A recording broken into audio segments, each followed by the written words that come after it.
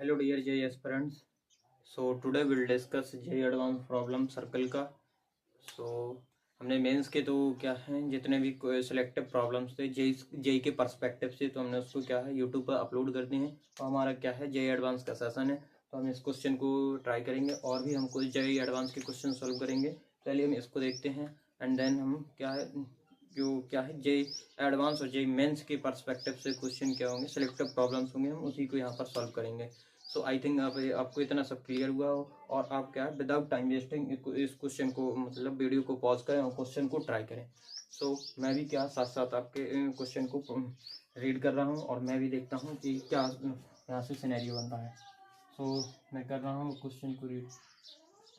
एक सर्कल है C1 B obtain on rolling the circle. इस सर्कल को क्या कह रहे हैं, रोल करना है 4 unit on the tangent T पर कोई एक पॉइंट है 3,2. अच्छा मैं इतनी लैंग्वेज पढ़ूंगा पहले स्टार्टिंग में, ठीक है ना. एक कह रहे हैं क्वेश्चन कह रहा है कि एक सर्कल है, सर्कल को 4 यूनिट हम क्या कर देंगे, रोल कर देंगे तो हमें क्या है एक C1 सर्कल फाइंड आउट होगा, ठीक है ना. और फिर आगे कह रहा है let C2 be the image of C1 और जो हमें C1 फाइंड होगा वो उसकी इमेज है C2, ठीक है ना. आई थिंक इतना क्लियर होगा. हम इसका फिगर बनाते हैं. एक्चुअल में हमने ये टेंजेंट कंसीडर की, ठीक है ना. ये टेंजेंट है T. टेंजेंट क्या हो गई, ये T है. टेंजेंट पर हमने कोई पॉइंट P कंसीडर किया जिसके कोऑर्डिनेट है 3,2 और इस पर एक क्या है सर्कल रोल कराना है. यहाँ से एक ये सर्कल है, ठीक है ना. सर्कल का ये क्या हो जाएगा, ये सेंटर. एक सर्कल कौन सा, सर्कल का सेंटर है 2,3, ठीक है. सर्कल का सेंटर है 2,3. हम 4 यूनिट इसको रोल कराएंगे तो हमें C1 फाइंड होगा और C1 की जो इमेज है वो क्या है C2. इसको बोलेंगे C2. यहाँ पर इन दोनों के सेंटर होंगे. फिर कह रहा है let A be the centres of the circle C1 and C2 respectively. A और B क्या है, उसके सेंटर हैं. M and feet of perpendicular drawn from A and B on the x-axis.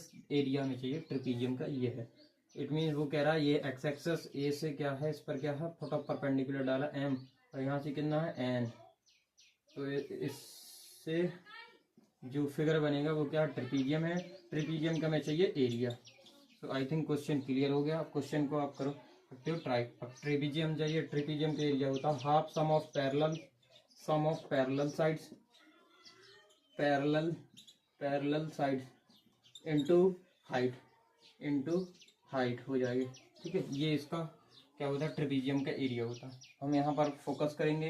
अब हमें जैसे क्या है 4 यूनिट पर हमें क्या हमने इस पर यहाँ पर क्यू पॉइंट पर हमें लेट से हमने कहा यहाँ पर क्यू पॉइंट, यहाँ पर ये लिख दे रहे हैं क्यू है एक पॉइंट. तो 4 यूनिट पर हमें क्यू के कोऑर्डिनेट्स सपोज फाइंड करने. हमने इसको कंसिडर कर लिए हैं कोऑर्डिनेट क्यू के x1 y1.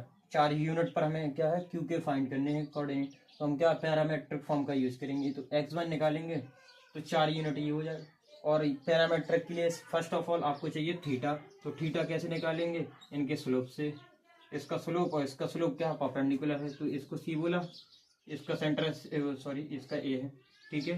तो ये यहाँ से स्लोप निकालेंगे CP into slope of PQ क्या होगा -1, ठीक है ना. परपेंडिकुलर रेडियस और टेंजेंट क्या होती है ऑलवेज परपेंडिकुलर. तो CP का हम क्या निकालेंगे y2 - y1 x2 - x1 it means -1. तो PQ का क्या हो जाएगा, इट इम्प्लाइज दैट कि स्लोप ऑफ PQ कितना हो जाएगा 1, ठीक है. स्लोप ऑफ PQ 1 हो जाएगा. यहाँ से 1 हो जाएगा तो थीटा कितना tan theta is equals to क्या हो जाएगा 1. तो theta will be 45. I think यहाँ तक क्लियर होगा. इतना सिनेरियो तो समझ में आ गया. इसको कर लेंगे रेस, ठीक है. अब हम देखते हैं इससे क्या हम पैरामेट्रिक फॉर्म लगा रहे हैं. तो x1 - x अपॉन cos 45 और y1 - y upon sin 45 equals to 4. तो x1 यहाँ से फाइंड करेंगे तो x हमारा आई थिंक कितना है 3 + 4 cos 45 यानी 1/√2 तो यानी 2√2. तो यहाँ से कितना हो जाएगा 2√2. x1 आ गया. सिमिलरली y भी आ जाएगा. y1 यहाँ से कितना आ जाएगा, y उस साइड आएगा 2 प्लस यहाँ से कितना हो जाएगा, यहाँ से कितना 2 है 2 तो 2√2 यहाँ से हो जाएगा. तो x1 y1 के हमारे कोऑर्डिनेट्स आ गए हैं 3 + 2√2 2 + 2√2. x1 y1 के कोऑर्डिनेट्स आ गए. इसके कोऑर्डिनेट्स आ गए हैं कितने हैं 3 प्लस 2√2 2 प्लस यहाँ पे देखो 3 प्लस 2√2 यहाँ मतलब क्या 2√2 इतनी मतलब लेंथ 4 यूनिट जाने पर क्यू के कोऑर्डिनेट्स हैं इतने। नहीं आया समझ में? आया नहीं आया? तो सिमिलरली हम क्या है यहाँ से ए के फाइंड कर लेंगे, ठीक है ना। ए के फाइंड करेंगे तो 2 प्लस 2√2 हो जाएगा और 3 मतलब यहाँ से 2 प्लस 2√2 और 3 प्लस 2√2 ये किसके हुए ए के। और हम जो ए सेंटर है C1 का जो सेंटर है वो क्या है ए है और ए की इमेज क्या है बी है, तो इसके हमने कंसिडर किए अल्फा कॉमा बीटा इसके अकॉर्डिंग। और ये क्या है ये और ये क्या हो जाएंगे ये दोनों डिस्टेंस Q से A तक का डिस्टेंस Q से B तक का डिस्टेंस क्या हो जाएगा इक्वल हो जाएगा। क्यों होगा इक्वल? ये क्या है ए की इमेज है तो जितनी लेंथ ये होगी उतनी लेंथ ये होगी, तो ये क्या Q क्या बन जाएगा इसका मिड बन जाएगा। तो Q बन जाएगा इसका मिड।